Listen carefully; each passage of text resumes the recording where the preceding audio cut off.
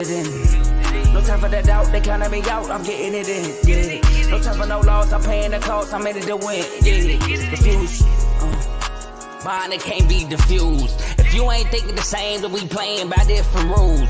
You can't see the vision, we living at different views. Until we complete the mission, keep getting up, never snooze. I walked a mile in my shoes, had the mind of a fool, chasing diamonds and jewels. Trust me, I was confused. Started minding my business and used my mind as a tool. Ended up finding my purpose and found the time to get to it. They told me I couldn't do it, they told me I couldn't make it. They sold it, could never break it. That's sadly mistaken. I need a piece of the pie, I want it so bad I can taste it. They told me like told me, keep on running toes, they gon' take them. Refuse to lose, built to win, applied myself, I felt it in. No time for the doubt, they counting me out, I'm getting it in, yeah. No time for no loss, I pay for the cost, I'm winning to win, yeah. Refuse to lose, I'm built to win, applied myself.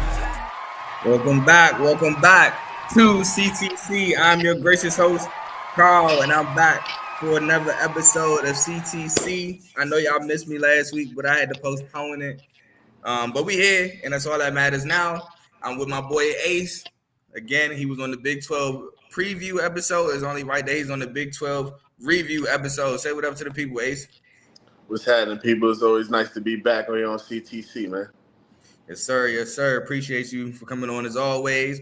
Before we hop into the show to review the Big 12, I'd like to ask that you leave a like, comment, share, subscribe. It helps the channel. It helps the network. It helps my channel, CTC, by the Refuse to Lose Network. It helps shows like the main show of the Refuse to Lose Network, just probably the title Refuse to Lose, where Joe, Tomo, and Dave are the main people on that. They talk about sports topics. Right now, playoff season. Just had the Celtics Pacers. They talked about stuff like that. We got Baseball with Teddy. BWT just dropped the episode going over the Yankees-Rays series. Yankees fan, everything Yankees, anything baseball in general, holla at BWT. We got FFC Fantasy Football with Coach Coombs, who just did an episode Saturday. He's an NFL channel. Right now, there's no fantasy, so he's just going over the NFL. He went over the free agency, drafts, things like that. We got RBO featuring Vaughn. He's going over the NBA. He's the NBA topic show. So he went over. He had an episode today going over the conference finals. Kings Talk will be postponed by Joe Jordan. He did an episode last Wednesday, and he said we're not talking about the Kings till after the finals because nobody cares about the Kings. His words, not mine. We got Dave's Doghouse, who's going to go live Friday at 9 a.m. Highlights and lowlights of any sport. So, for example, sorry, Ace got to bring it up. Mario Cristobal during the NCAA season would have been in the doghouse. A dog would have probably been a guy like Jamari Thrash, you know what I'm saying, or Keon Coleman, somebody like that. So, highlights and lowlights of sports in general. And last but certainly not least, we got In the Red Corner, a boxing show featuring Ty, Tomo, and Ricky. They went live not last Saturday, but the Saturday before that. So they should be going live this week. They go live every other week. So look out for that. But like I said, man, please leave a like, comment, share, subscribe. It helps the channel and the network. And if you like what you're listening to, stick with us, please. Now, this is going to be brutal for your boy. We got to review our picks of the Big 12. We did it in alphabetical order to start the preview. So we'll do it in alphabetical order. We'll start the review. And we got Baylor, the Baylor Bears. They were coming off a 6-6 season. Blake Shapen was the now starter after Kyron Jones transferred. Kyron Drones. I had Baylor going 7-5, 5-4, with wins over Texas State, which was an L. Long Island, which they did win. I had them beating Texas Tech. They lost. I had them beating Cincy. They won. I had them beating Iowa State. They lost. Had them beating Houston, they lost. I had them beating West Virginia, which they lost. Losses I had were Utah, which they did lose. Texas, they did lose. UCF, they actually won. I had them losing to K-State, they did lose, and TCU, which they did lose. Finishing the season 3-9, 2-7. So I predicted 6 games right, 6 games wrong. Honestly, offense under Blake Shapen did not look great. Baylor didn't look good as a football team at all. Baylor is more so, in my opinion, the last couple of years anyway, has been more so of a defensive team anyway. Even like that team that won the Big 12 championship, they had guys like Terrell Bernard and Jalen Petrie and guys like that on that defense. So they were really defensive team as well that year. But disappointed in Baylor nonetheless. I expected more to not even win 4 games when you had. I think the Texas State loss for sure was the most disappointing game in my opinion. But talk about Baylor for me, Ace. Yeah, so I had Baylor predicted to go about 6-6. We thought they would be a decent team, but they seem to not be able to get it together throughout the season. Like you mentioned, that Texas State loss was pretty bad. I mean, they played a couple of teams pretty closely, but I mean, if you're jumping out the gate losing to Texas State, I mean, that kind of gives you a sign of where the season was going, and that's where it went, right into the toilet. Yeah, no arguments here. Not much really to say. Hopefully Baylor can turn it around in this new Big 12. No Texas, no Oklahoma, which we do have to speak about later. But we move on to a newcomer of the Big 12, BYU. BYU was coming off a 7-5 season, independent season now in the Big 12.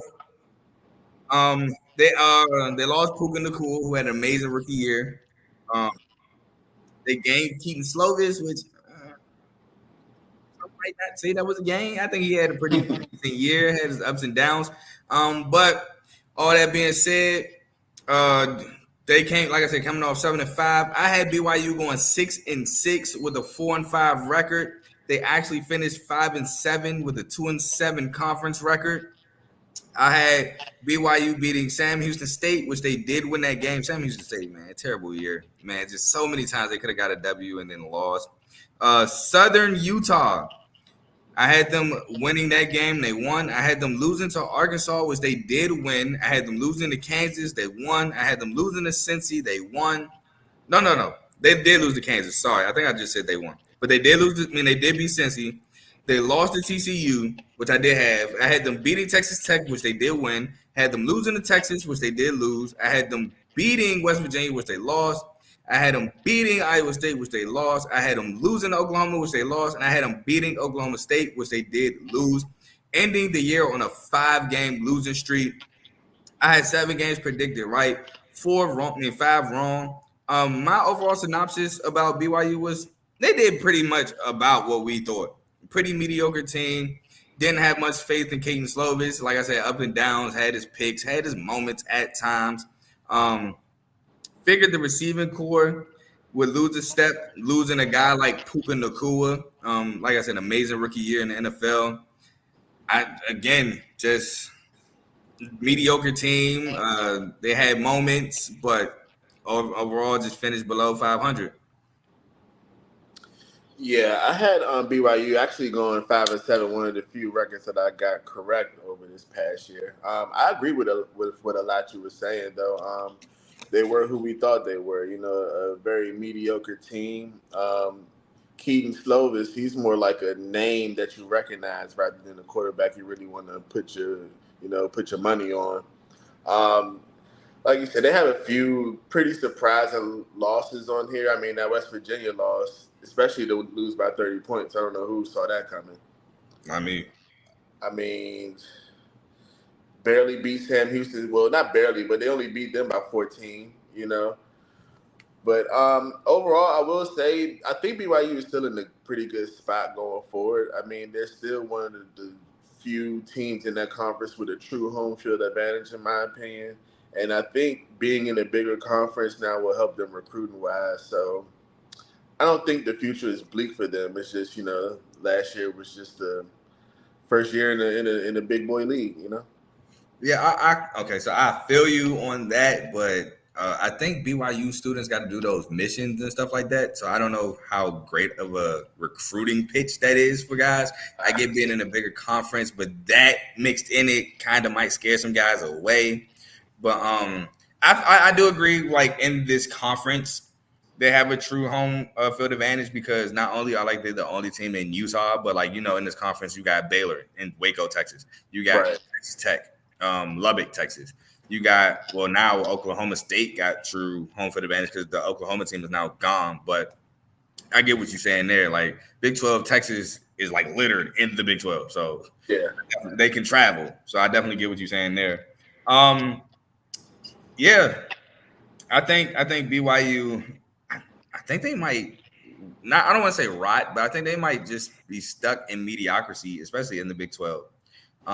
Even with the independent schedule, wasn't really too great. They had a couple good years when I want to say, was it with Tanner Mangum and Taysom Hill? Taysom Hill, they did pretty well. I want to say. Yeah, but that was years ago at this point. College.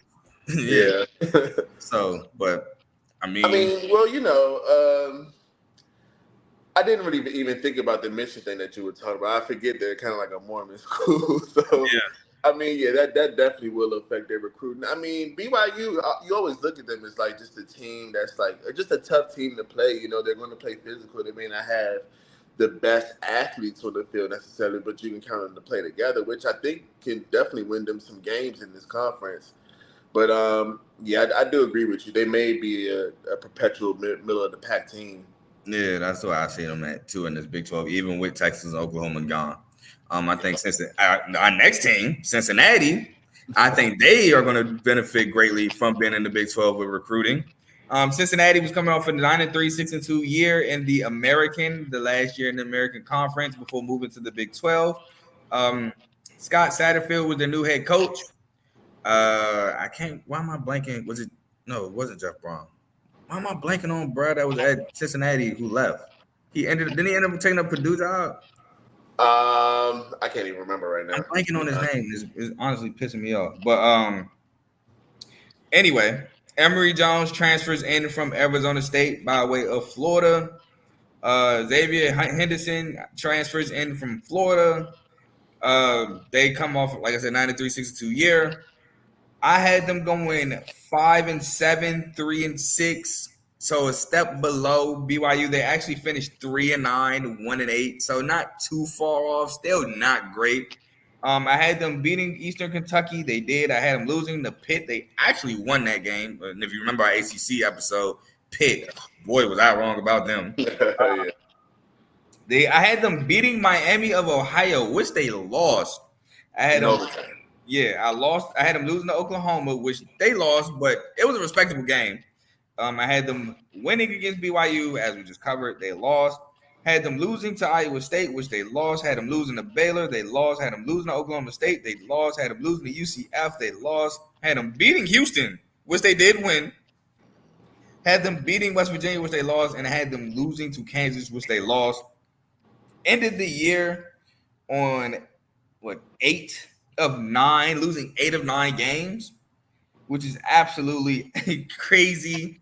I never thought Emory Jones was it, to be honest. And I think that was the main issue with Cincinnati. Offense was stagnant, receivers. I don't think this offense was that good. Now the defense had moments like the Oklahoma game. They had moments, but I don't think the defense was anything like top tier either. But I think it was growing pains first year in a Power 5 conference. I think, like you were saying about BYU, I think they benefit greatly on being in the Big 12 with recruiting. Got to get a better quarterback, which Emory Jones is now on the Ravens, but he's not. I digress. Got to get a better quarterback. I think they'll be fine. This is a team I do think maybe not next year, but 2-3 years down the line can be one of those fighting for a Big 12 championship. Hey, talk about Cincy. Yeah, I had Cincy going 4-8. Obviously, they went 3-9, so I think I was just about one off that mark.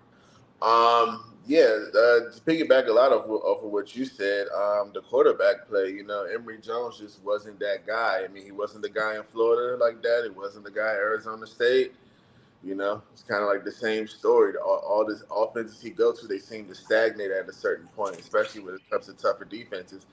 I mean, that Oklahoma game, you can give them that. They played respectable. I can't really remember if Emory played that much in that game. But, I mean, a 20-6 loss against who there were 15 at the time. I mean, that's respectable. They did play some tough games with people, but when you look at the scores and you look at the people who they played tougher, it's usually the middle of the pack to the bottom tier teams, especially in the conference. I mean, 32-29 to Baylor, 28-26 to UCF, both losses. I mean, I think that's like where you would ideally want to be if you're Scott Satterfield, especially in your first season there and in a new conference. But who knows what recruiting can bring for them? And I mean, obviously, Cincinnati is a team that, in the past, it can be a good team. Granted, those were in mid-major conferences, but like you were saying, I think that being in the bigger conference could definitely help them. I mean, especially being the only Ohio team in the Big 12, it's a similar like environment, I guess, and I think it would be appealing to kids in the Midwest and both the South. Yeah, and to piggyback off what you said, man, I remember the BYU game. BYU was just moving the ball at will against Cincinnati. It was honestly insane. But also, I think that's a good point too. The fact that they're the only Ohio school in the Big 12. I think they're like the only other Ohio school that's in a Power 5 conference. I know, don't kill me. I said other, so I know Ohio State, bro. They're other. And Ohio is not in a Power 5 conference. I'm sorry. Yeah, I think that is the only other one. Yeah, I think they're the only other. So you got guys who, I ain't getting Ohio State. I ain't get recruited by Ohio State, or my spot's gone to Ohio State.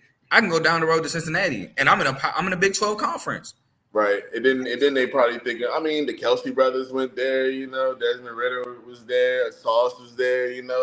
They have talent in the NFL, elite talent in the NFL at that. So you even got Kobe Bryant, who actually I think won the Jim Thorpe that year that Sauce and them got drafted. I think he won the Jim Thorpe. So you definitely got talent coming out of Cincinnati. Now, Desmond Ritter might not be there long, but yeah, he wasn't the elite one we were talking about for sure. You got Tyler Scott. That wide receiver. But we're gonna move on. We're gonna move on to Houston. Now, Houston. I forgot. I got to flip it one more time because I messed up on this one. Houston, also another newcomer from the American Conference, finished 7-5, 5-3. I believe that was a disappointing year for Houston that year. People had a lot of, including myself, I think that I had a lot of American Conference Championship aspirations for Houston that year. Finished 7-5, 5-3. I had Houston going 3-9, 1-8. They actually finished 4-8, 2-7. So again, not too far off. I had them losing to UTSA, which surprisingly they actually won. And boy, I remember that game. Frank Harris pissed me off that entire game. I remember that. I thought Houston that was the beginning of all year for Frank, though. He had a bad injuries, interceptions. Ugh, man, Rice. I had them beating Rice, lost to Rice. Had them losing to TCU, lost to TCU. Had them beating Sam Houston State, they did do that. Had them losing to Texas Tech, they did that. Had them beating West Virginia, they did that. I remember that game. That game was crazy. I think they won off of like a late game flag, like that. Yeah, something janky. Yeah. Had them losing to Texas, they did that. Had them losing to Kansas State, they did that. Had them losing to Baylor, which they won. Had them losing to Cincy, they did that. Had them losing to Oklahoma State, they did that. And I had them losing to UCF, which they did do that. Had 9 games predicted correctly, 3 games incorrectly. Houston finished on they finished losing 1, 2, 3, 4, 5, 6, 7, 8. So they finished losing 6 of their last 8 games. Not great. What I remember from Houston, they had a great return man. Who was it? Golden. I think he was a really good return man. Didn't y'all pick him up? Yeah, we did get one of their wide receivers. Yeah, I don't think it's Golden though. I don't think it was Golden. It's I'm blanking on this name. Or the Sam Brown. It's Sam Brown. That's what we got. Okay. Yeah, definitely. I think they had a really good receiving core. I can't remember who their quarterback was. I want to say Donovan Smith. Yeah, from Texas Tech. Yeah, the transfer from Texas Tech. Yep. Donovan Smith transfer. Yeah, because that's how they won that that West Virginia game. It was a late bomb. Yep, it was Donovan Smith. I think Donovan Smith, I don't know. So disappointment might not be the thing. It depends how you felt Donovan Smith would do. Because I felt like Donovan Smith at Texas Tech, he had a nice arm, but I didn't think he was that great. He was a two mobile guy. He could run, got a nice arm, but I didn't think he would tear it up. So I think he did pretty decent. like I said, I like the receiving core. Houston defense to me was not good. And I think that was the reason why they lost a lot of ball games. So, but Houston's another team again that can benefit from being in a Power 5 conference when it comes to recruiting, especially Houston, Texas. Oh my God. Yeah, absolutely. NILs. Yeah, keeping a lot of kids home too. Yeah. Talk about Houston, Ace. Yeah, I had them going 3-9. They went 4-8. I agree with a lot of your sentiments. Didn't they lost their coach, right? What's his name? Oh, Not, didn't he go to? No. I'm thinking of TCU coach, but that's not him. It's something Dana Hogerson. He left? Yeah, he got fired, and now they have Willie Fritz, who I'm. Oh yeah, that's right. You talking about, but I think that happened this year. Oh yeah, you're right. Oh damn, I'm reading the wrong thing. But his first year. I mean, we knew Houston wasn't going to be like the Houston teams that were in the American Conference that were super explosive. I mean, when you lose Tank Dell, you lose your quarterback. I think they lost people on the line. They lost. Was it Clayton Tune? It was somebody on the line. I'm pretty sure they lost. Clayton Tune was the quarterback. Yeah, so it's like basically with all these new coming teams in the Big 12 last year, like nobody really expected anybody to really make noise except maybe UCF, but we'll get to that later. Oh my God, I know I'm gonna get to that. It's like you were saying, recruiting wise, it could help them, but I don't know, man. I think they could probably be one of those perpetually middle of the pack teams as well. Well, where was Willie Fritz? Tulane. Yeah, he was Tulane.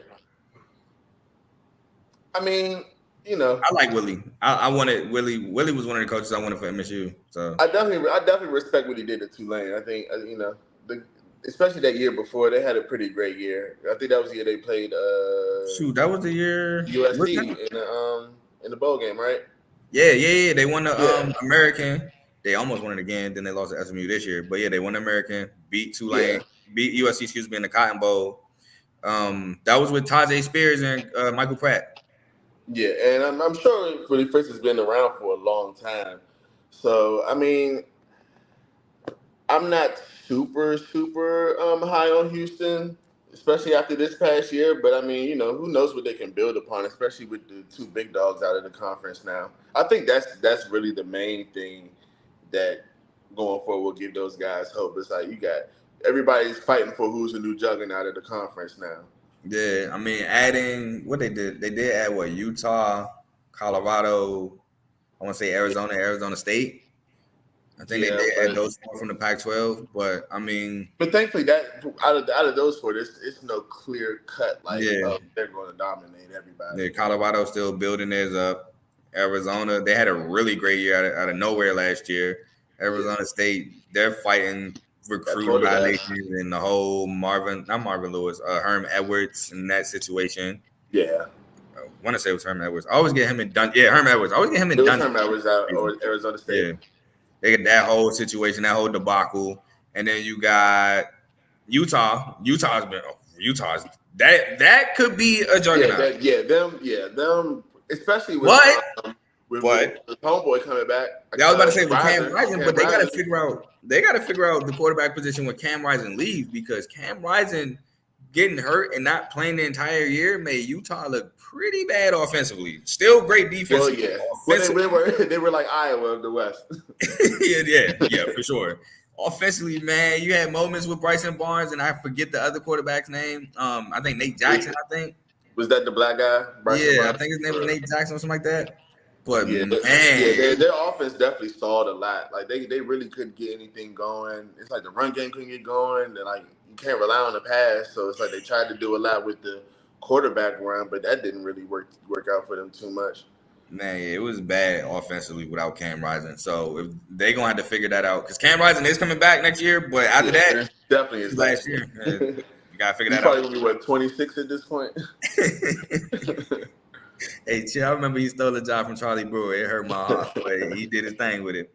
Sure. Can't take that from him. Next, we got Iowa State. Now, not gonna lie, I was so out on Iowa State to start the year. Had the gambling incident with Iowa.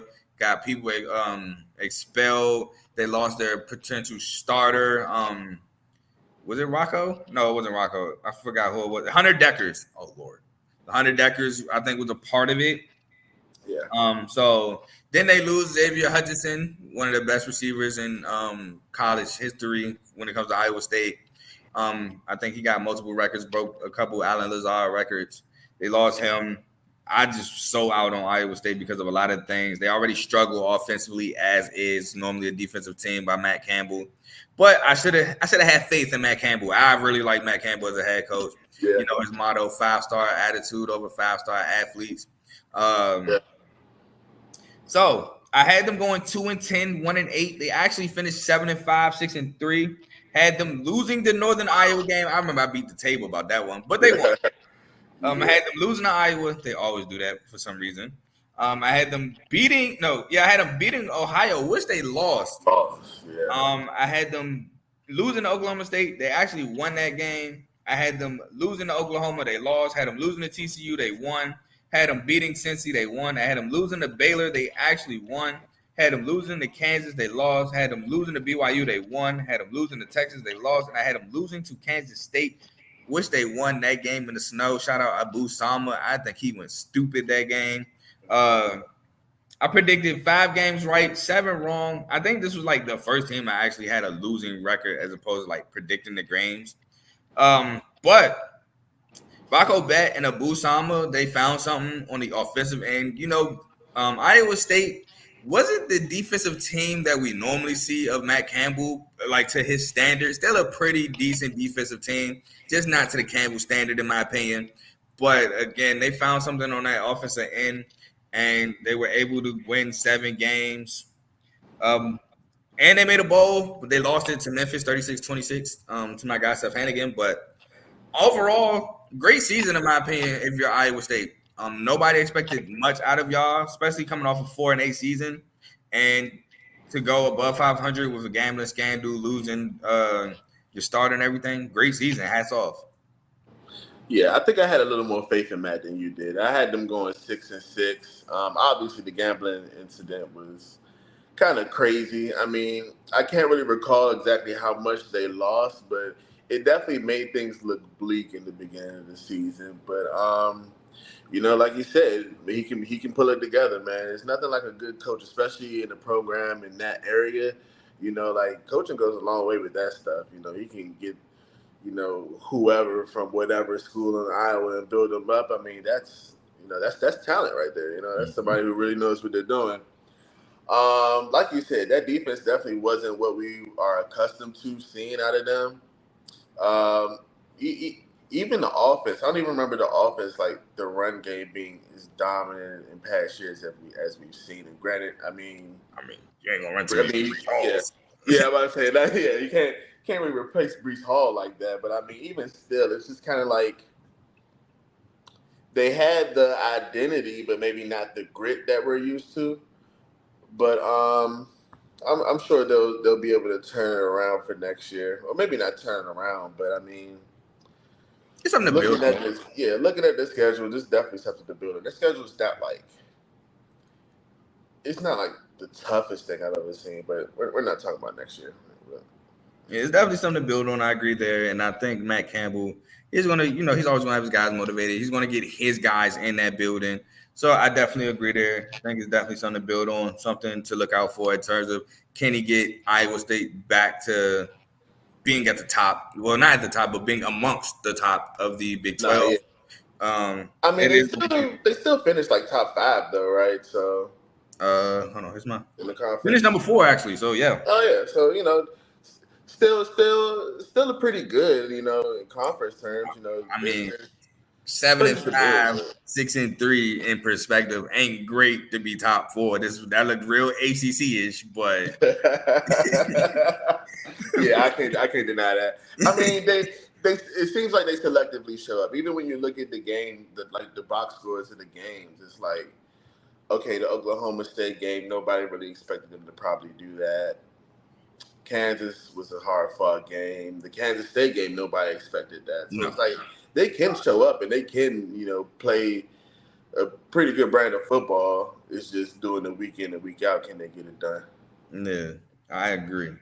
We're going to move on to one of the teams I was high on coming into the year. I think we both were. Kansas, the Jayhawks. I just like the turnaround. I love Lance Leipold. I think Lance Leipold, one of the better coaches, may be a top 10, 15 coach in our game. Lance Leipold, man, shout out to you. Coming off a 6-6 year, which, as you might be saying, Carl, you just said all this about Lance Leipold. Kansas went 6-6 that year prior.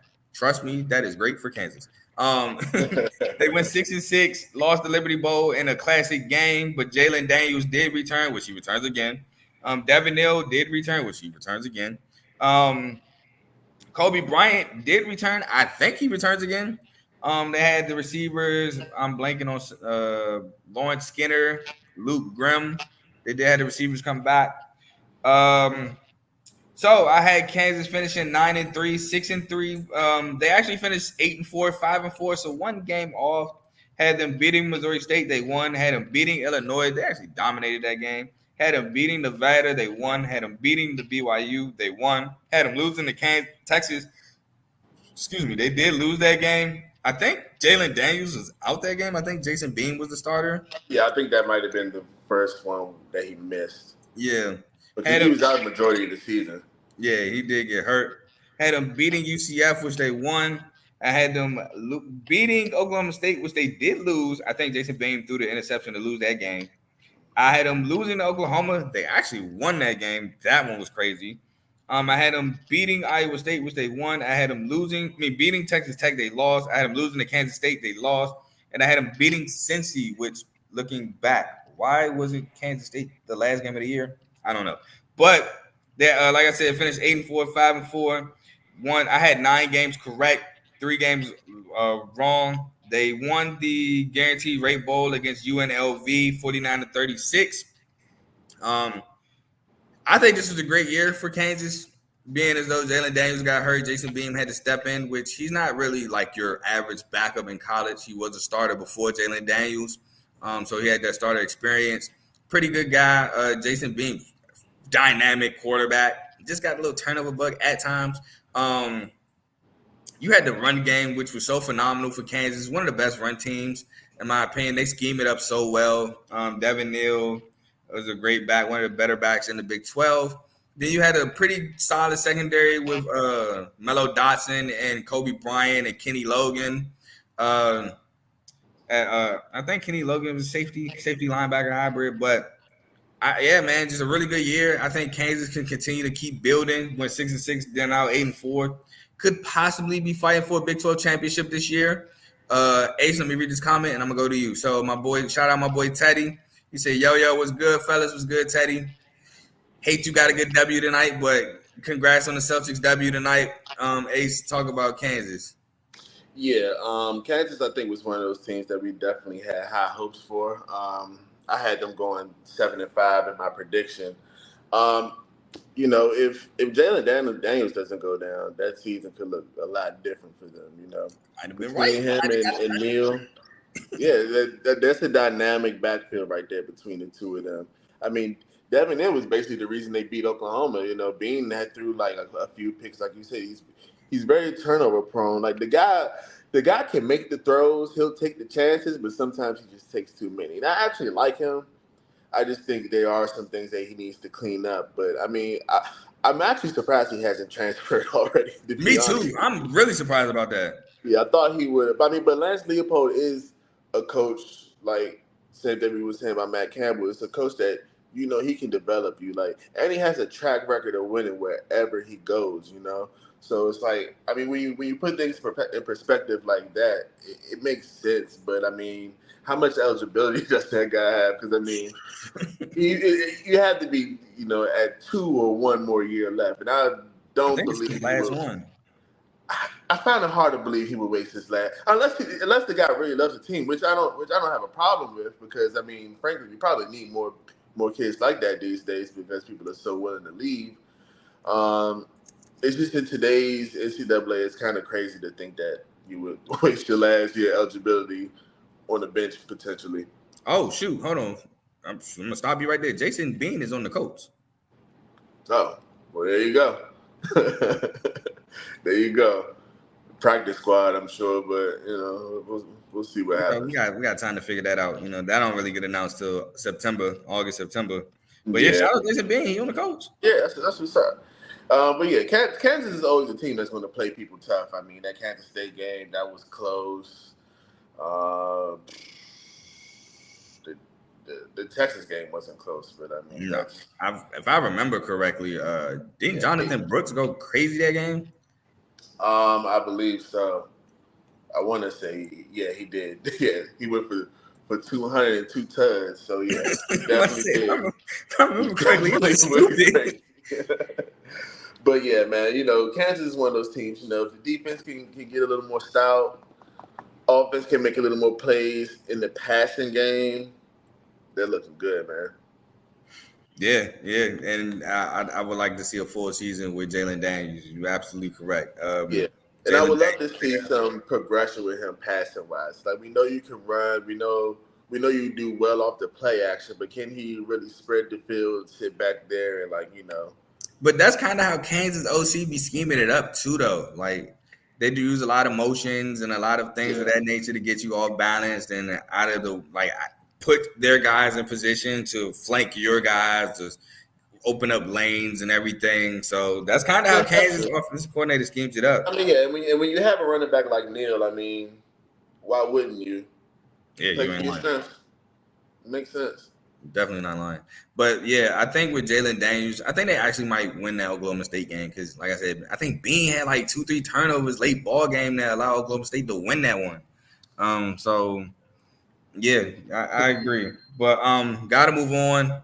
Before I move on, shout out my boy Joe, put the fire emojis, and he says Ewers Mr. Heisman this year. He's definitely one of the top candidates. He got some competition within his own conference, but he's for sure a top candidate. Hold on. Did I flip the page? Where did Kansas State should be next? Oh, here you go. Yeah, Kansas State next. All right, Kansas State. We got to move on to talk about Kansas State, the reigning Big 12 champs prior to this year, after beating who they beat? TCU. They beat TCU in the Big 12 championship to win that. Will Howard, he returned at quarterback. They did lose Malik Knowles, but they still returned my guy Ben Sinnott, who's now currently on the Commanders. They did lose Julius Brents or Juju Brents. They did lose Felix Aduze-Uzoma to the Chiefs. Why am I blanking on Brad name at running back? They had DJ Giddens, and Trayshawn Ward transferred in from FSU. I had K-State going 11-1, 8-1 in conference, and they finished. All right, so I'm not that bad because they actually finished fifth, but they finished 8-4 and 6-3. I had Kansas State beating Southeast Missouri State, which they won. Had them beating Troy, they won. Had them beating Mizzou. That game was a shootout, which they lost. Had them beating UCF, they won. Had them beating Oklahoma State, they lost. I remember that game. Oh, I think is that the game Will Howard threw two pick sixes to Cam. I think his name was Cam Peoples. He was the freshman corner for Oklahoma State. Yeah, Will Howard definitely had 3 picks that game. Yeah, I'm about to say I can't remember. I know one for sure was a pick six. Yeah, I can't Cameron Apps was one, and for sure one pick six that game. Yeah, I remember he had one. I had them beating Texas Tech, they won. I had them beating TCU, they won. I had them beating Houston, they won. Had them losing to Texas, they lost. Had them beating Baylor, they won. Had them beating Kansas, they won. Had them beating Iowa State. Again, we just talked about that game in the snow. They lost. So I got 9 games right there, 3 wrong. They won the Pop-Tart Bowl against NC State 28-19. Overall, like I said, not the season I thought they would have, but nonetheless, still a good season. They came off a 10-2 year, 7-2, they came off a 9-3 year, excuse me. Not including the win in the Big 12 championship. So they moved back a game, went 9-3. Next year went 8-4. So still not that bad of a season. I thought they would make a jump forward, but I mean they did lose a lot of NFL talent. I think Will Howard had an up and down year, if I remember correctly. I don't think it was the year that he won it. Especially coming off the year he had last year. But overall, I think it was a good year for Kansas State. I love Kansas State, man. I always tell people I got a soft spot in my heart for Kansas State. They're always one of those teams that's going to fight within the Big 12. And for some reason, it just adds up to them being in the mix every year, or mostly every year. They're just in the mix. Don't know how, but they're in the mix. H, talk about K-State. Yeah, I had Kansas State going 8-4 or 9-3. I didn't think they would defend their title, just because I thought they would be a up and down team, which for the most part they kind of were. Granted, yes, they do always kind of end up finding themselves in the mix. Will Howard, he had a decent season, but I think as far as expectations go, I think people probably thought he would take care of the ball a little bit better. And it's kind of like when you look at Will Howard's stats, especially look at him like individually through the games, it's obvious that the guy has talent. When you watch him, he passes the eye test. But for me, it's like something missing with him. You know, I don't know if he's like the leader of the team that he should be, or whatever the case may be. But I'm not 100% sold on him, and I'm interested to see what he'll do in Ohio State this next year. Bruh, took the word out, bruh. I'm not sold. It's something about Will Howard that doesn't make me sold on him either. Yeah, it's a weird thing to try to explain, to be honest. And I don't know if I really can. It's just like an intuition kind of thing. But I mean, yeah, like you said, Kansas State is always a team in the mix, and you can't be mad at it. They always find a way, and that's just good coaching. I mean, their coach has been there how long now? I think since Tyler Lockett and Jake Waters. Yeah, it's been years and years and years, So his name is escaping me at the moment, but it's like that's just one of the things. It's like he really built the infrastructure for that team to always kind of compete no matter who they have, and I think that the way the Big 12 is going, it's probably just going to be even easier for them to kind of take the reins and take control. Yeah, I agree 100%. And shout out Colin Klein while we throwing out old players that played at Kansas State. But I completely agree. I love this. I don't know how to explain it either. I would love to be able to explain it. I loved Skylar Thompson when he was there. I saw Will Howard take over for Skylar Thompson because Skylar Thompson could never stay healthy and piss me off. But it was just something about, bro. I was not sold. Even the Big 12 championship year, I still was not sold on Will Howard. It's funny because he definitely has the best. When you look back at the quarterbacks like Klein and all of them, he definitely has the best passing ability of them. But it's like he doesn't have the grit that the other ones have. He didn't match them like how the other quarterbacks did. Especially not Skylar. Oh my God. Yeah. Skylar was my dog, bro. No, I remember. Skylar was my dog. That Miami playoff game. That was my dog right there. All right, gotta move on. We gotta move on to Oklahoma. Brent Venables' first year. I believe it was Brent Venables' first year at Oklahoma. Coming off a 6-6 year, losing in the Cheez-It Bowl to FSU. Returned Dylan Gabriel, who is now at Oregon. They lost Marvin Mims and Eric Gray, both to the NFL. Returned a lot of that receiving core. They returned Jalil Farouk, who I believe is now gone. They got Andrew Anthony, who killed MSU in a 21 Michigan MSU game, still lost. But he killed us. And they had Drake Stoops come back. And I'm blanking on one. Was it Anderson? I'm blanking on one receiver. I can't remember who it was. But they also returned star linebacker Danny Stutzman, who I believe is still at Oklahoma. I had them going 10-2, 7-2. Finished 10-2, 7-2 for my one record prediction correctly. Oklahoma, I had them beating Arkansas State. They won. Had them beating SMU. They won. SMU actually played them tight for a little minute, though. Had them beating Tulsa. They won. Had them beating Cincy. We talked about that one. Had them beating Iowa State. They won. Had them losing to Texas, which they did win. I believe Texas actually blew that game, if I remember correctly. They did. Had them losing to UCF. They actually won. Had them beating Kansas. They lost. Had them beating Oklahoma State. They lost that one. I believe they blew that game, too. I want to say they blew that game. I want to say they threw like a late game interception and Ollie Gordon broke one to the house or something like that. had them beating West Virginia, which they won. Had them beating BYU, which they won, and I had them beating TCU, which they won. Again, finishing 10-2, 7-2.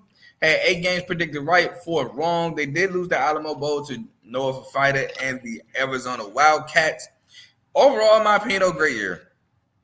Great year. Now, they didn't end up making the Big 12 championship game due to that loss coming back to bite them against Oklahoma State. Oklahoma State had the tiebreaker winning that game. I kind of wish they didn't because the Big 12 championship was a massacre. But great year. Great year for them. I really can't say too much. The offense was really lights out, in my opinion.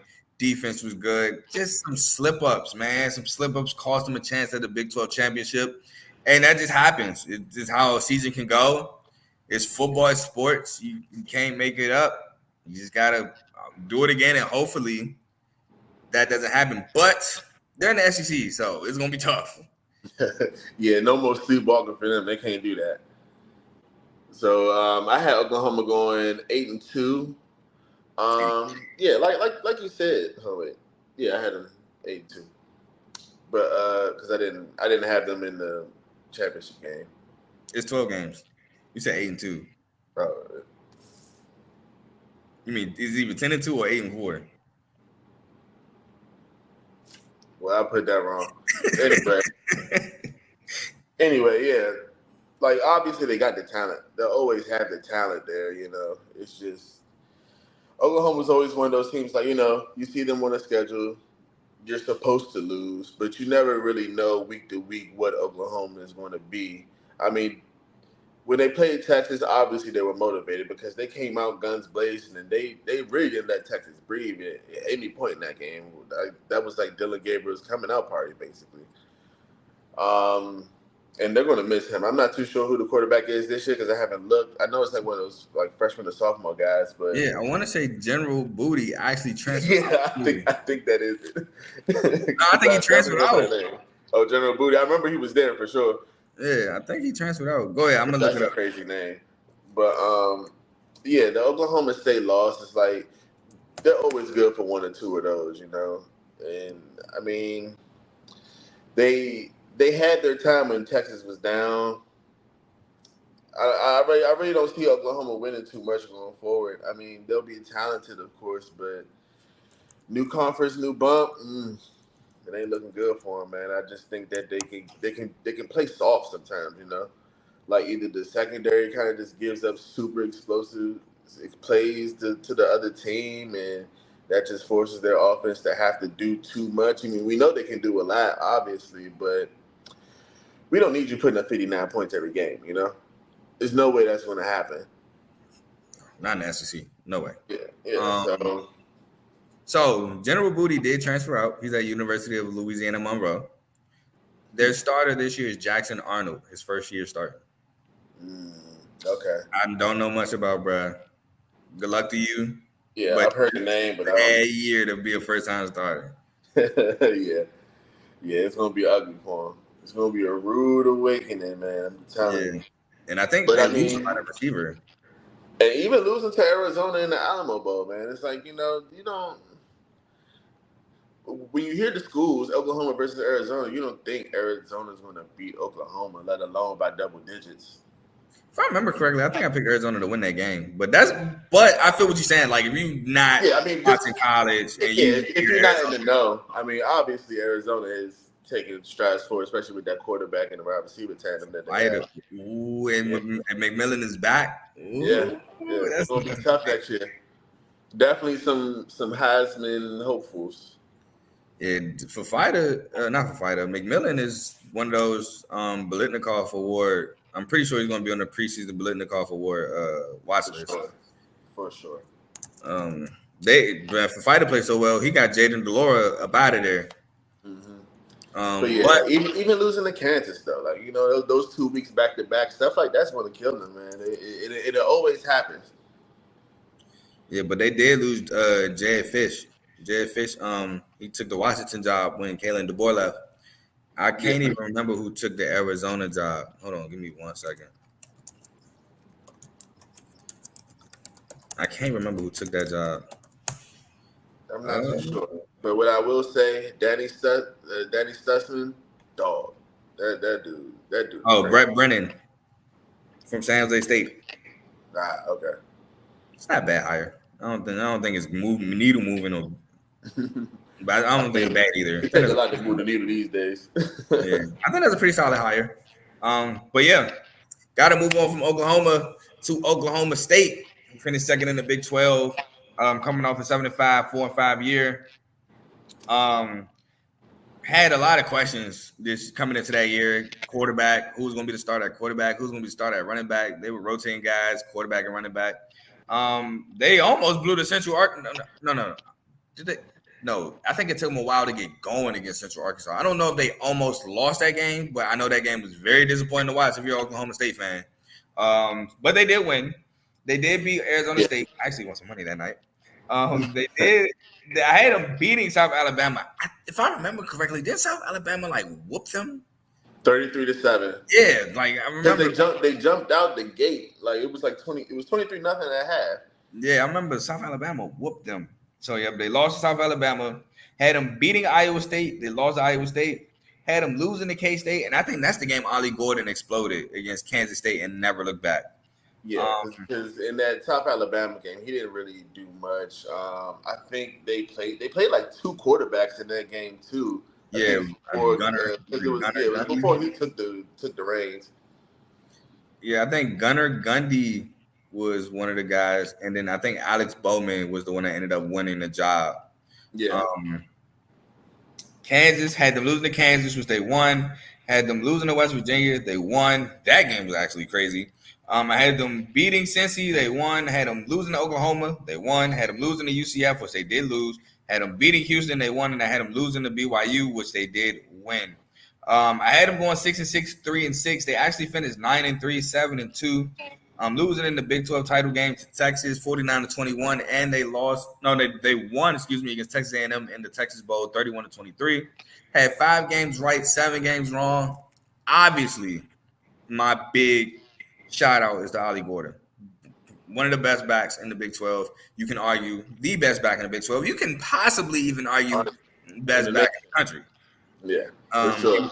He won the Doak Walker, so shout out to him.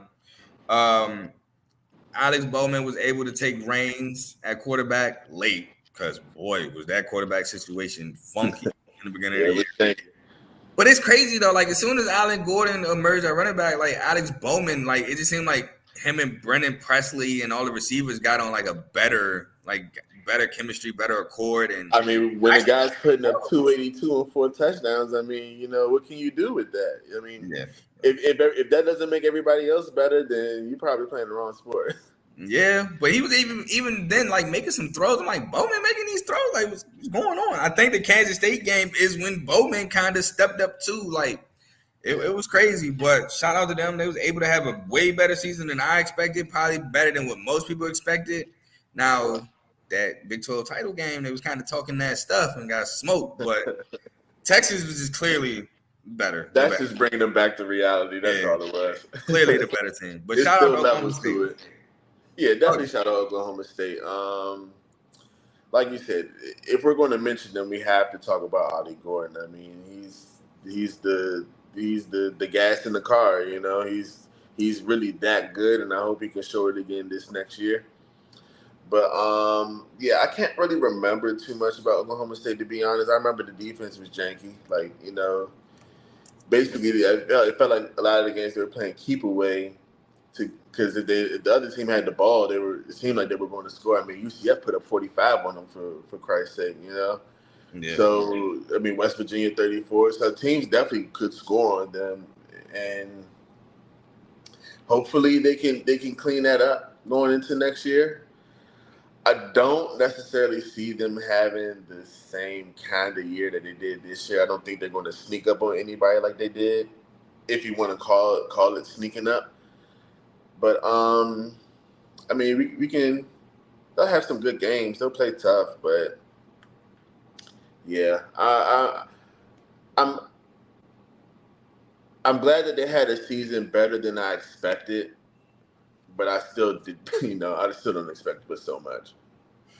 I feel you. I do think they have a pretty much the same season, and I say that because I think that they build on what they had. I'm sorry, I kept saying Alex is Alan Bowman, so sorry about that. He's back. Ollie Gordon, he's back. I want to say the receivers are back. I want to say Brendan Presley is back. I believe so. Brendan Presley is back. I want to say Rashad Owens is back. Let me double check that as well. He is back. So I think they build on this team. Again, with losing Oklahoma and Texas, if Texas wasn't their opponent in the Big 12 championship, they might got a Big 12 championship in their back pocket. So I think Yeah, they could maybe. on that. Yeah, they definitely could have beat Oklahoma if they were the ones who ended up there. I mean, they definitely they have the talent. They probably could have beat anybody except Texas, to be honest. Exactly. So I think they can build on this. But we got to move on. We're gonna move on to. Do we have to? TCU. Boy, was I wrong about TCU. TCU was the runner-ups of the Big 12 last year. They did, however, make the playoffs, which the Florida State's probably pissed hearing that. TCU finished 12-1 last year, 9-0 in conference before losing to Kansas State in the Big 12 championship, and then losing to Georgia in the Natty in nasty fashion, getting smoked. Lost a lot of talent. Lost Max Dugan. Lost Quentin Johnston. Lost why am I blanking on the running back? Kendra Miller. Lost the cornerback. Was it Trevon Hodges Tomlinson? Yeah. Mm-hmm. Hodges Tomlinson. They lost him. But they had Trey Sanders from Alabama transfer in, and I'm blanking on the quarterback that actually transferred in. I don't know who the quarterback was. I forgot who he was too. It wasn't Brad from SMU because he went to Wisconsin. Chandler Morris. Chandler Morris. He didn't transfer in though. He was on the roster the year before. He was the starter before Max Dugan came in and took over and never looked back. Chandler Morris. Thank you. Thank you. Chandler Morris, which he did not look good. He didn't look good to start the year last year before Max Dugan took over. I remember we talked about this in our chat. And I said, I don't understand why Max Dugan wasn't the day one starter anyway over Chandler Morris. I do remember you saying this. But in any case, he took over. Didn't look good. I had TCU starting. I had TCU going 9-3, 6-3 in conference. They actually went 5-7, 3-6 in conference. I had them beating Colorado, which they lost. Had them beating Nicholls State, they won. Had them beating Houston, they won. Had them beating SMU, they won. Had them beating West Virginia, they lost. Had them beating Iowa State, they lost. Had them beating BYU, they won. Had them losing to Kansas State, which they lost. Had them beating Texas Tech, they lost. Had them losing to Texas, they lost. Had them beating Baylor, they won. And had them losing to Oklahoma, which they actually won. They lost to Oklahoma. Oh, then I put an X, and I shouldn't have. Which means I had 1, 2, 3, 4, 5, 6, 7, 8 games right, 4 games wrong. Got to fix that on my paper. But like I said, man, TCU, a lot of people were like, oh, they're the defending champs. They're going to be just as good. And I thought they would be decent. I thought 9 wins, which is pretty solid, but I didn't have them going back to the Big 12 championship. And they were a mediocre team. Chandler Morris did not look good. I forgot who they ended up turning to. I can't even remember if it was because Morris was hurt or not. But their backup actually looked solid. Josh Hoover. Yeah, he looked solid. He looked solid. Yeah, he did. He played in the Texas game. That was actually pretty close. Too. I think he played in the Texas Tech game too against Byron Morton. Yeah, they had that. What was that like? That 20-point fourth quarter that got him back in the game. At least made it respectable, you know. Yeah, I think Josh Hoover was solid, but overall, I think TCU needs a lot of work.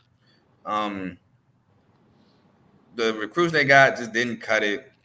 I didn't like what I saw from TCU this year, to be completely honest. Yeah, the fact of the matter is they just lost too much. You know, they lost too much firepower. They lost too much of the experience on defense. So, you know, they just turned into a shell of their former selves, you know. I mean, there were games that they did play well, but, I mean, it definitely wasn't to the level that we saw last year. I mean, the year before, rather. I didn't think they were going to be that good anyway. I think I had them projected like maybe 7-5 or somewhere around there. You know, being decent, but I didn't think that they were going to get back to the Big 12 championship, let alone the playoff. Yeah, I was just I wasn't that high on them from the beginning, and after that, after watching the Colorado stuff, I kind of like just pushed TCU to the wayside. I didn't really pay that much attention to them after that. Yeah, I wouldn't say I pushed them to the wayside, but I know I did watch the Texas Tech game. I did watch. I want to say I watched TCU and Kansas State. I watched the Texas joint, and I think that's about it. But like I said, I didn't like what I saw from them this year. I think they got a lot to work on. I'm For sure. lightweight. Let me look this up real quick. I want to see if they announced a quarterback for this year. I'm assuming it's Josh Hoover. Yeah, it's projected to be Josh Hoover. I'm not mad at that. Hopefully, it improves off of last year. 15 touchdowns, 9 picks, which is solid. Not bad. Hopefully, they get him some more weapons too. I mean, we'll go over more of that in depth later on in the year. But moving on, we got to talk about the Big 12 champs, Texas. Big boys. Led by Quinn Ewers, Xavier Worthy, AD or Donnie Mitchell, whatever you want to call him, Jordan Whittington. They did lose Bijan Robinson to the NFL. They did lose Roshan Johnson to the NFL, but then they have and them plethora of backs they normally have with Jonathan Brooks and CJ Baxter. Yeah. Amazing year for them. Undefeated in excuse me. I had them going undefeated in conference play. I had Texas going 11-1 and 9-0 in conference play. The only loss being to Alabama. They actually went 11-1 and 8-1 in conference play. Only loss being to Oklahoma in the conference and period. Prior to the playoffs, I had them beating Rice. Won. Had them losing to Alabama. They won. Had them beating Wyoming. Won. Beating Baylor. Won. Beating Kansas. Won. Beating Oklahoma, which they lost. Beating Houston, won. BYU, W. Kansas State, W. TCU, W. Iowa State, W. Texas Tech, W. Again, we're talking about the dominance of the Big 12 title game. And was on the verge of quite possibly beating Washington to play Michigan in the national championship game. I believe Quinn Ewers missed a throw late game, caused them to lose against Washington. A great rally nonetheless, just came up a little short. Phenomenal season by Texas. Texas did a lot of what a lot of people, at least what I thought they would do. I figured Texas would be in the running for the playoffs. I can't remember if they were my top 4. Maybe I might have had them at 5. But got in nonetheless. Great year. Quinn Ewers had a really great year. Xavier Worthy might have had some better numbers. Xavier Worthy just had great hands. You know, he had some drop problems. Defensively, Texas was really good as well. Them 2 big boys up front with T'Vondre Sweat and Byron Murphy. Both of them get selected in the draft. I believe Byron first round, T'Vondre second round. But, yeah, they just an animal. And they had Jalen Ford at the linebacker position, who I believe is gone. But, man, great year for Texas. Ace, talk about Texas. Yeah, Texas was completely dominant this year. I had them projected to go 10-2. But yeah, they were who we thought they were going to be. People thought Texas was going to be back this year. We thought that they were going to be able to dominate and show that they belonged. With going into the SEC, and I think of between them and Oklahoma, they're definitely the better team and probably have the better record of the two. Yeah, Texas basically dominated everyone they were supposed to dominate. Minus the Oklahoma game. I can't even really think about many games where it was like they had you worried, and even with the Washington game, didn't they have some people hurt in the Sugar Bowl? So it's like not that I really remember. I thought they had like a wide receiver hurt or something. Something happened with somebody. I can't remember. I want to say Xavier Worthy played. I want to say Jordan Whittington played. Maybe Sanders. Did he get hurt? The tight end? It was something because I remember watching the Big 12 championship and somebody ended up getting hurt. And they were like, oh, it was iffy if he was going to be 100% for the. I want to say it was Xavier Worthy, but I could be misremembering. I know Jonathan Brooks got hurt in the year, the running back. I know he got hurt. He tore his remember that. I do remember that, but I think that was before. It was before that. Yeah, but yeah, I mean, It's not too much to say about Texas. You know, they were good. They beat Bama, beat the hell out of Kansas, beat Kansas State. You know, they did what they were supposed to do. I just want to have a fun conversation about Texas. I just want to know, is Quinn Ewers going to keep his job? Oh, for sure. For sure. I mean, no, I don't even think I'm sure he'll keep it. But it's like, okay, going into the season, but like, say he gets hurt or something, you know? But of course, you're not supposed to lose your job to injury. But I mean, man, the way people are hyping up Arch and the way that they're telling him, oh, he's looking so good in these spring games and these practices and stuff like that, it's just an interesting conversation to have, man. It's like, I don't really want to wait another year to see what Arch got. I want to see it now. I feel you. I really do. But here's my thing, right? Quinn Ewers wanted to come back. Arch could have left, but he wanted to be loyal. Now, Arch will be a redshirt freshman this year. He did redshirt last year, so he still has all 4 years of eligibility. So, I mean, he's going to burn this year, so he'll have 3 after that. But he wasn't going to be around for 5 years anyway. Yeah. We'll see him next year. If he does well enough next year, he's gone. If not, we'll see him again for his redshirt junior year. But yeah, Quinn decided to come back. Honestly, I think it's better that Quinn came back because he lost 2 of his top targets. He lost Worthy. He lost Adonai Mitchell. So this probably helps Arch in a way that Quinn comes back because he got the experience. He's used to playing. Yeah, he's used to Sarkisian's system. So I think this helps Arch. Arch gets another year in his belt to learn the game, learn the system, learn the speed, and he might get better targets next year. So I'm not mad at it. Very true. Very true. Oh yeah, that D line though. I mean, that's going to be tough to replace. That's going to be crazy. That's going to be tough to replace. That's tough to replace that amount of production. Those guys were as dominant as you've seen. Like they had the kind of dominance that you kind of akin to like Alabama a few years ago. You know, like that's just how like they would get off the ball and they would push the line of scrimmage like 3 yards back, and it's like, dang, dude, like, what are they feeding these kids? Yeah, that's what I'm interested to see. I'm interested in seeing how can they replace that production. When you have the Big 12 Player of the Year on the defensive side of the ball game, defensive side of the ball being in D lineman and T'Vondre Sweat, and then his counterpart is looked at as a first-round pick in the draft, it's tough to replace that. It's tough to replace one, let alone 2. So I'm definitely interested to see how that goes. Then you got to replace Jalen Ford. He's on the Saints. I don't know if he got drafted or not, but he's on the Saints for the moment. So you got to replace a tough Big 12 linebacker as well. I'm interested to look at that defense as well. For sure. That's where I'm interested in looking at. Yeah, absolutely. So we're going to move on to Texas Tech. They play Michigan next year? Yes, they do. I think it's like week 2, too. Yeah, it's week 2. Yep. Wait. Before we move on, this schedule is insane, dog. They have Colorado State, Texas, UTSA, Louisiana. Hold on, you looking at Michigan schedule? I'm looking at Texas schedule for next year. All right, go ahead. Mississippi State, Oklahoma, Georgia, Vanderbilt, Florida, Arkansas, Kentucky, Texas A&M. That's a gauntlet. Somebody tell Kirby Smart to stop crying then, because Kirby, I know this is out of left field, but we're talking about Texas schedule. Kirby Smart cried about playing Texas, Bama, and Ole Miss.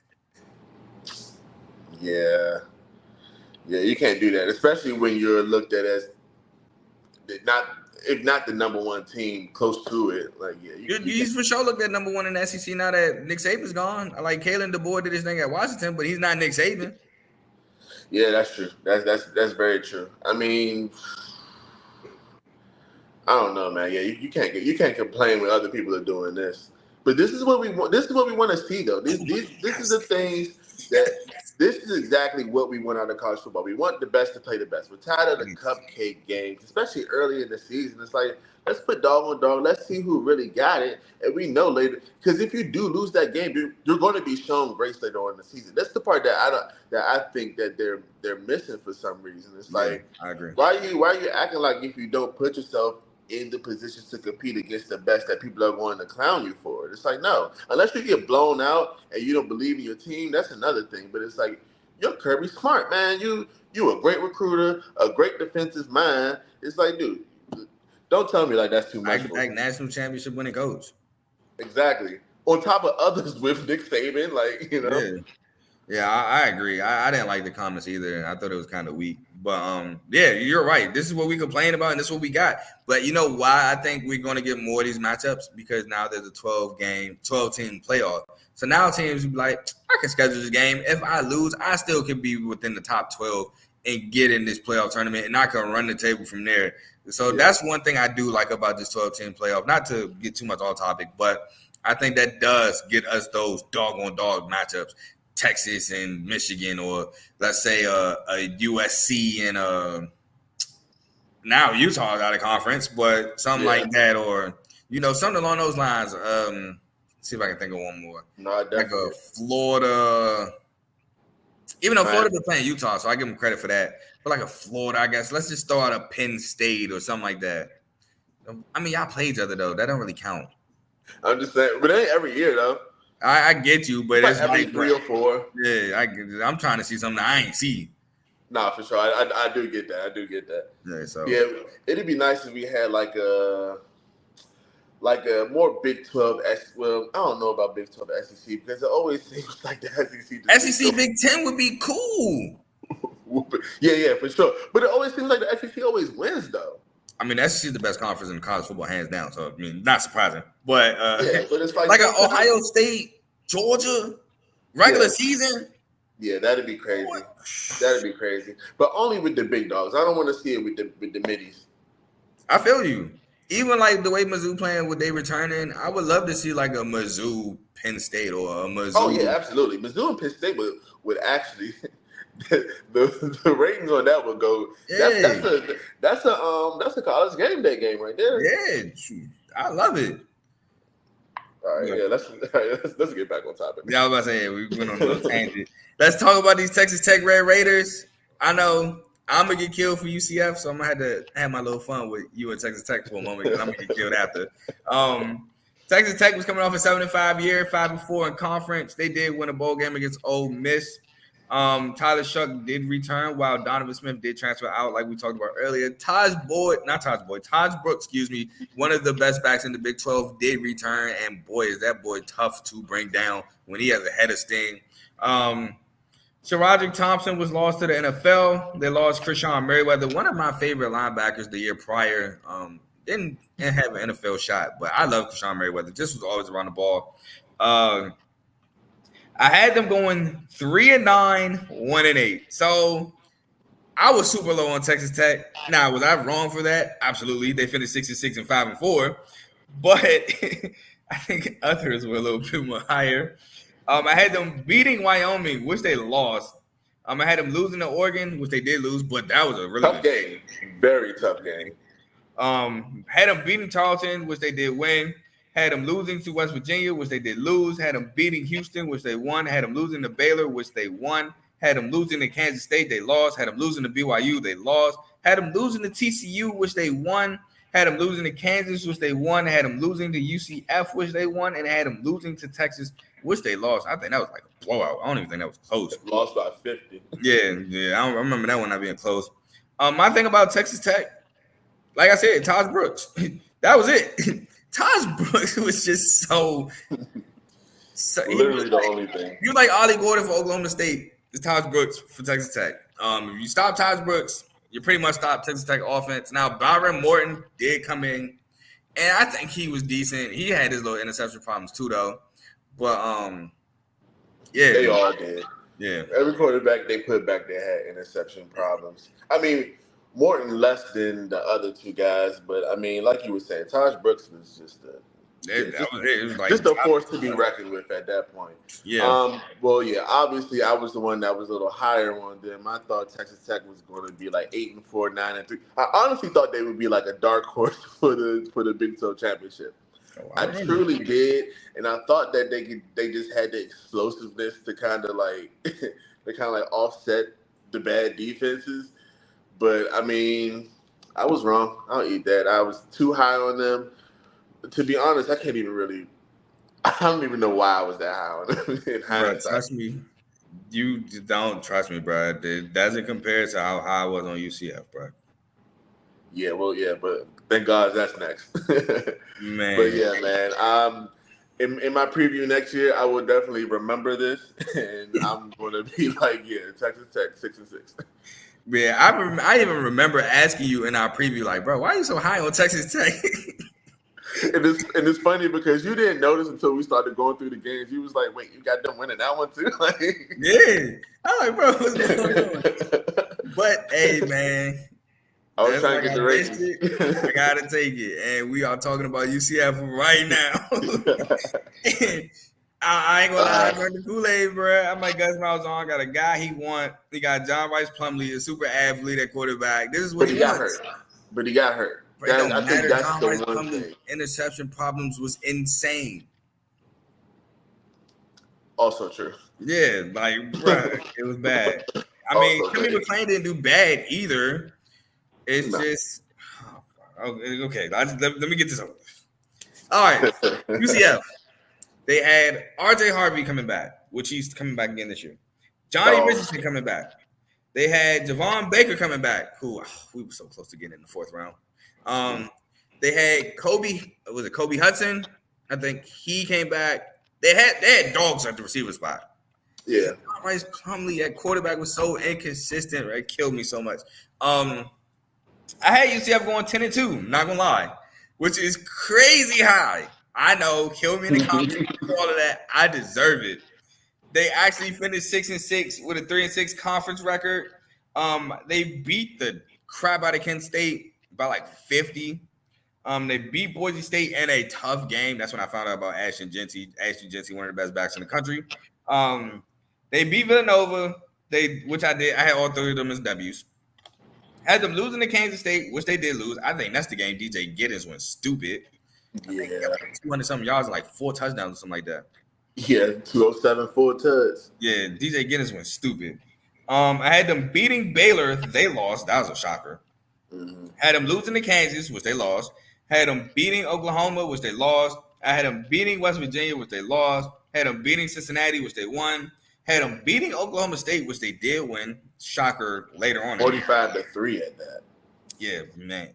I want to say Allen Bowman has so many. I want to say he had like 2-3 picks. And Ollie Gordon even fumbled, I want to say.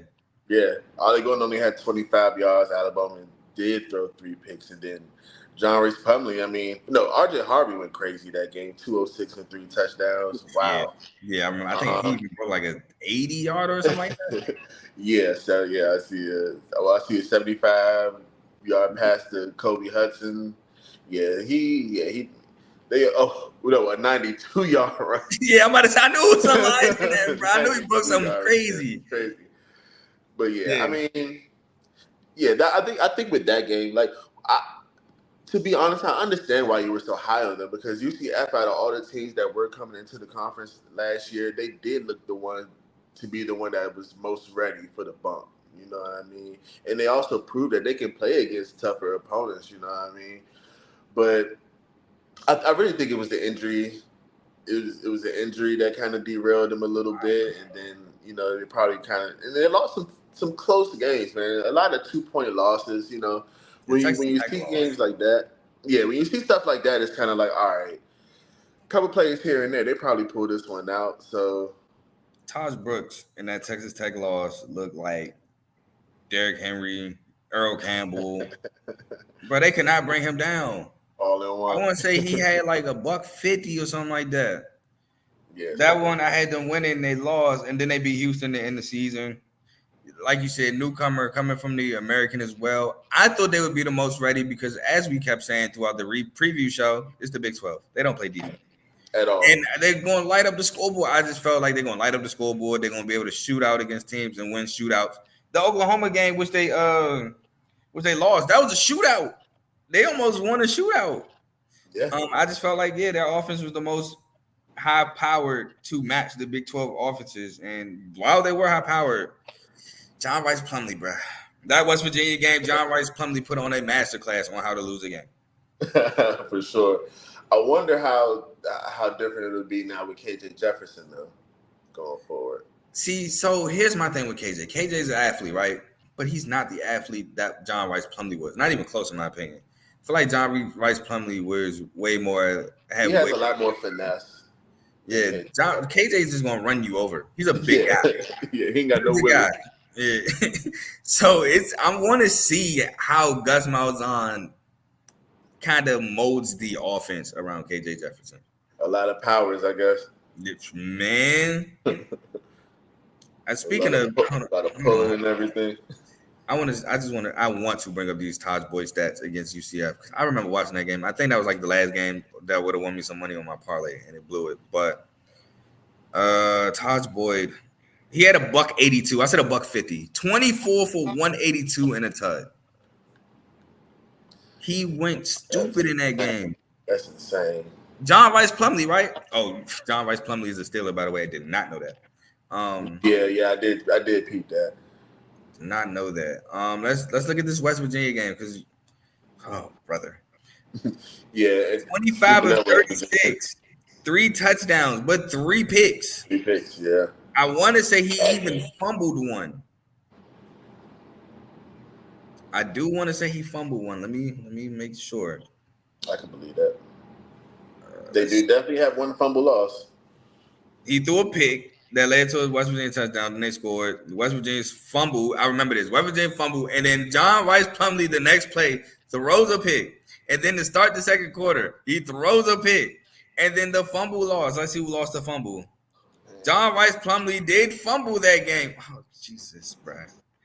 Yeah, no, he threw a pick to start the second half. Excuse me. I remember that. Yeah, they were down 17-14. I'm like, all right, they better get the offense on track. Pick. Like I said, he put on a master class on how to lose a game. But all right, if you're done with UCF, I was like, move on. We get this over. Yeah, we can move on to the one that we both got wrong. We both get egg on our face for this one. Yeah. The last review we got for y'all tonight before we go over the postseason of the Big 12 is West Virginia. Shout out my boy Mark. West Virginia alum was actually on the team.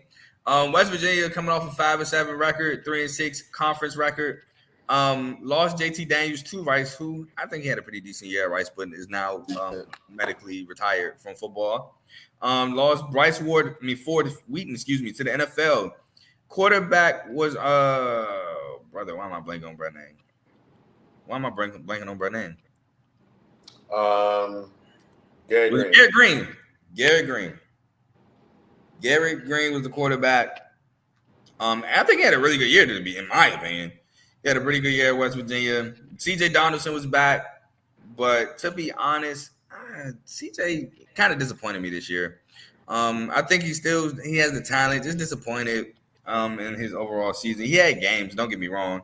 But West Virginia, I had them going 3-9, 2-7. They finished 8-4, 6-3, and finished 6th in the Big 12. I had them losing to Penn State, which they did do that. I had them winning against Duquesne, which they did do that. By the way, that Penn State game was crazy. Penn State had money on that game. Look into that. Pitt, I had them losing to Pitt. I had them beating Texas Tech. They did win. I had them losing to TCU, which they won. So they started the year 4-1. Had them losing to Houston, which they lost. Again, we talked about that crazy game. Had them beating Oklahoma State. They lost. I had them losing to UCF. They won. I had them losing to BYU. They won. Had them losing to Oklahoma. They lost. Had them losing to Cincy. They won. Had them losing to Baylor, which they did win. I had 5 games right, 7 games wrong.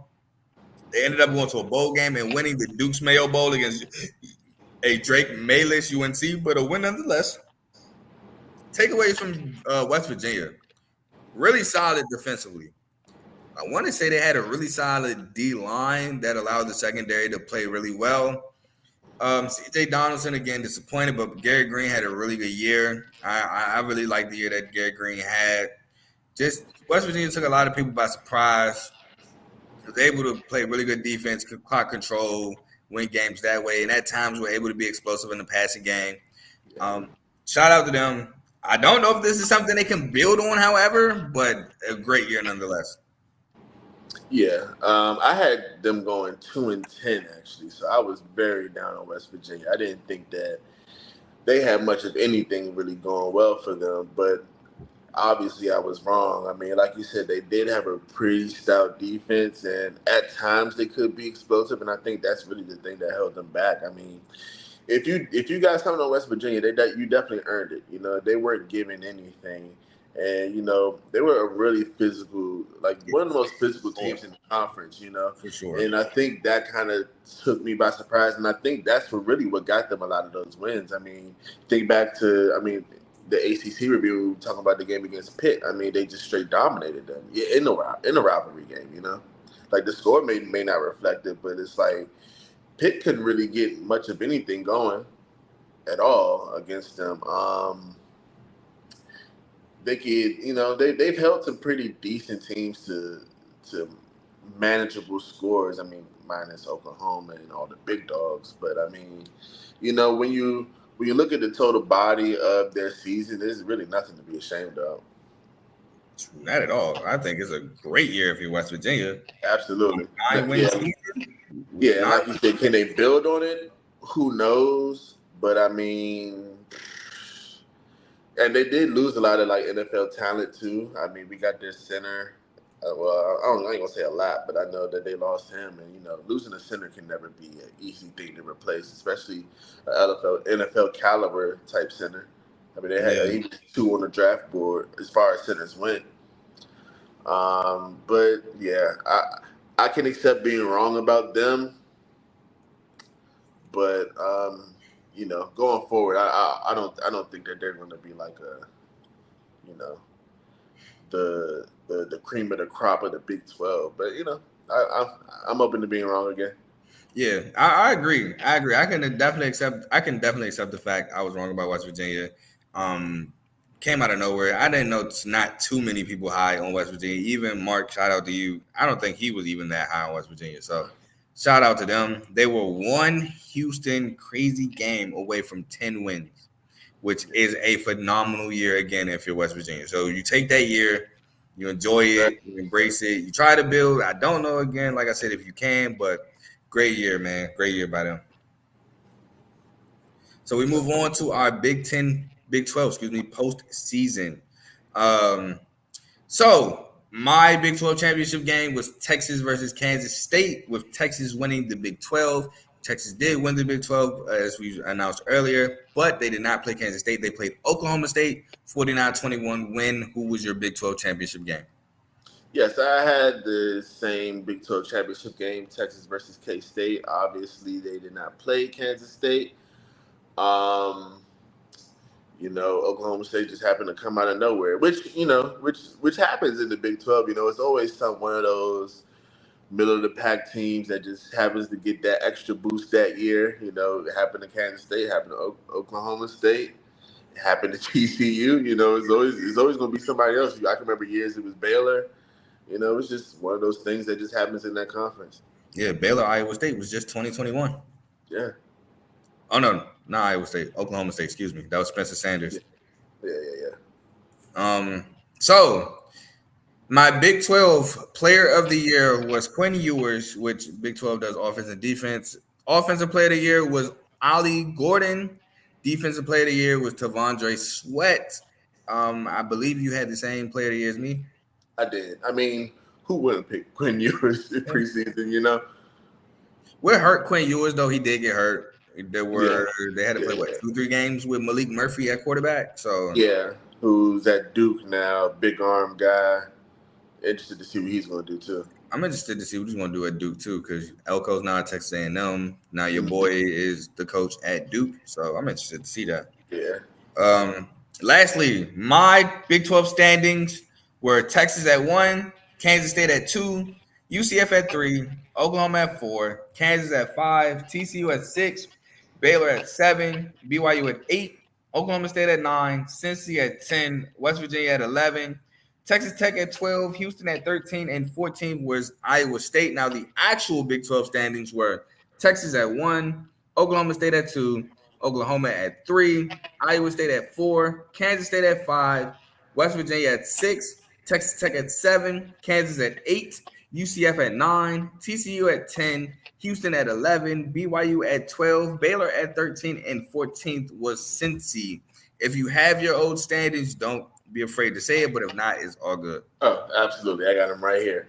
My incorrect standings were Texas number 1, Kansas State number 2, Oklahoma number 3, Texas Tech number 4, TCU number 5, Baylor number 6, Oklahoma State number 7, UCF number 8, Kansas number 9, Iowa State number 10, BYU 11, Houston 12, Cincy 13, and West Virginia at the bottom of the pack. Your standards were more right than mine, so, bro, don't be ashamed of it, bro. Here and there. Yeah, bro, don't be ashamed, bro. Shoot, you got BYU at 12? We both shooting under 50%. Oh, yeah, no, facts. But, hey, that's why you preview it, and that's why you play the games. It's been another great episode with CTC. Ace, any final words before we sign off? As always, brother, it's a pleasure. Thank you for having me, man. Yes, sir. Yes, sir. It's a pleasure to have you on the show. We ain't do 2 hours like the last time. Thank God. We got it at an hour and a half. We talked before the show. We was like, yeah, maybe a solid hour and a half. We had an hour 30 right now. Final words is great season. Big 12 was brutal for your boy. It's probably one of the worst. Maybe this or Pac-12. I got to go back and look at my Pac-12 stuff. Might have been one of the worst ones for me. But overall, man, it was a great season. You had some surprises. I like it, though. I like when teams come out of nowhere and they shock you and they play really well. I do love this. That's why I love the sport of college football. That's what makes it fun. Exactly. I'm excited for next year with the conference realignments. No more Power 5, it's now Power 4.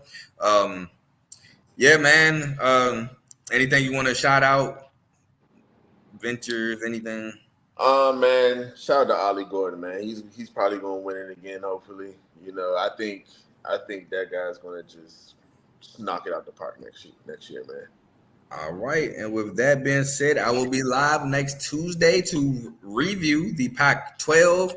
It should be I'm gonna be a solo episode. I'll be Tuesday to be determined with work and everything of the sort. It's the day after Memorial Day. I'm pretty sure we're gonna be slammed at work, so just be on the lookout for that. But until next time, we are gone. Peace.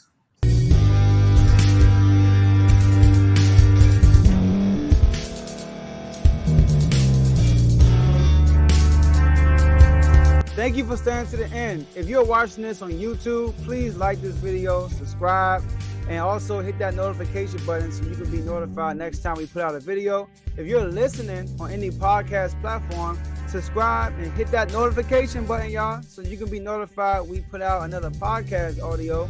And last but not least, hit that share button. No matter what you're listening to or watching it, hit that share button and send it to somebody that you know that would love to watch this episode you just listened to. So once again, thank you for staying to the end, and we'll see y'all at the next episode.